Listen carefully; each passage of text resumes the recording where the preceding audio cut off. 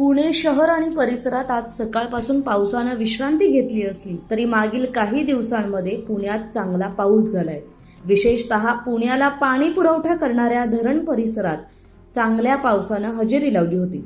त्यामुळे मागील वर्षीच्या तुलनेत यंदा 19% जास्त पाणीसाठा हा या धरणांमध्ये साठला गेलाय। खडकवासला धरण तर आत्ताच 78% भरलंय।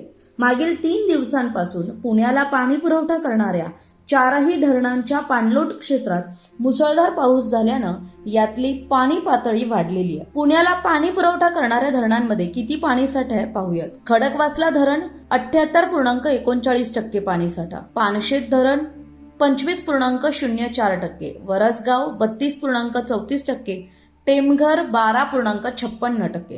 गेल्या वर्षीच्या तुलनेत जर आपण पाणीसाठा आजच्या तारखेचा पाहायला गेलो तर 12.23% इतका पाणीसाठा आहे आणि या वर्षीचा एकूण पाणीसाठा 31.15%। याचं कारण म्हणजे पुणे जिल्ह्यातल्या घाट माथ्यावर आणि धरण क्षेत्रात जोरदार पाऊस झालाय। खडकवासला धरणातून काल रात्री 15,000 क्युसेकनं विसर्ग सोडण्यात आलाय।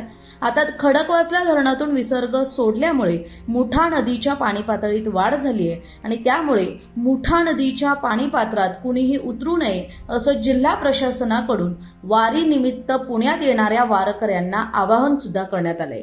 याशिवाय प्रशासनाकडून नदी पात्रालगतच्या घरांना, गावांना सतर्कतेचा इशारा सुद्धा देण्यात आलाय। विशेष म्हणजे सकाळपासून खडकवासला धरणातून सोडणाऱ्या पाण्याचा विसर्ग वाढवण्यात आलेला नाहीये। तरी पुणेकरांसाठी ही चांगली बातमी आहे, आनंदाची बातमी आहे की पुण्याला पाणी पुरवठा करणाऱ्या धरणांच्या पाणी साठ्यात आता वाढ झाली आहे।